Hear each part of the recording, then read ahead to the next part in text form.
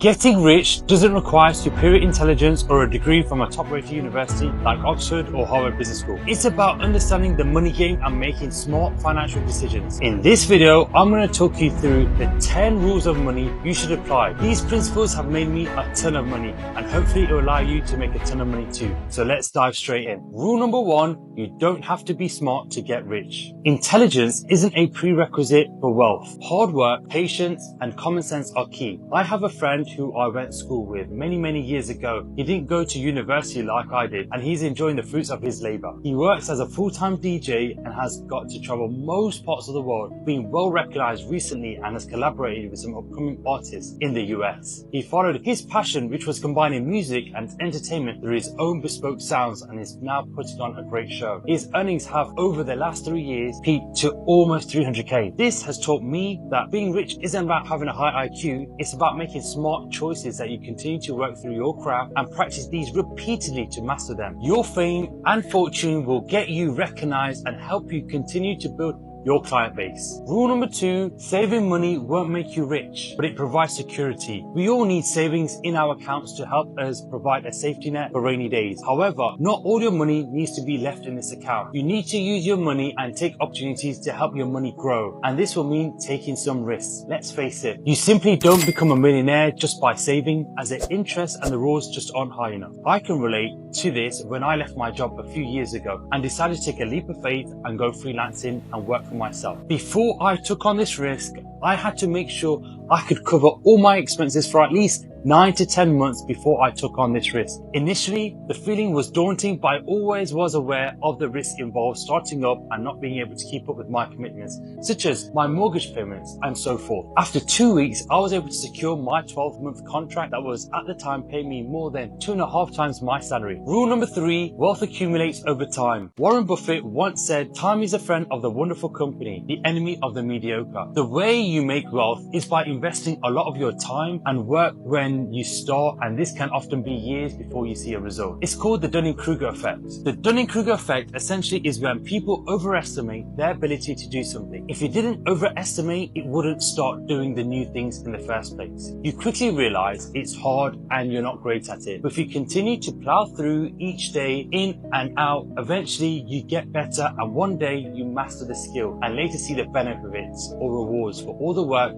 you've put in. In this theory, you start with minimal experience, and the task you perform takes you a very long time, and this repeats itself over and over again. You then start to plateau and become less driven by doing this task, but still you attempt to push through. Now this is what every person experiences when they try something new, to make more money, to build a new business, or even to try and build a new YouTube channel. I always like to think as anything great such as building wealth will initially be slow, but as weeks turn into months and months turn into years, you start to see your money and wealth compounding. For example, at the beginning, when you plant a seed, you won't initially see the results within the first few days, as the results are not immediate, but staying persistent, staying patient, and allowing time to see these results will show you that this has paid off and the petals start to blossom. Rule number 4, money chases excellence. This rule sets out that if you focus on being the best in your field, money will follow. If you focus on your niche and your area, then the byproduct of this is that you'll be in demand, and as a result,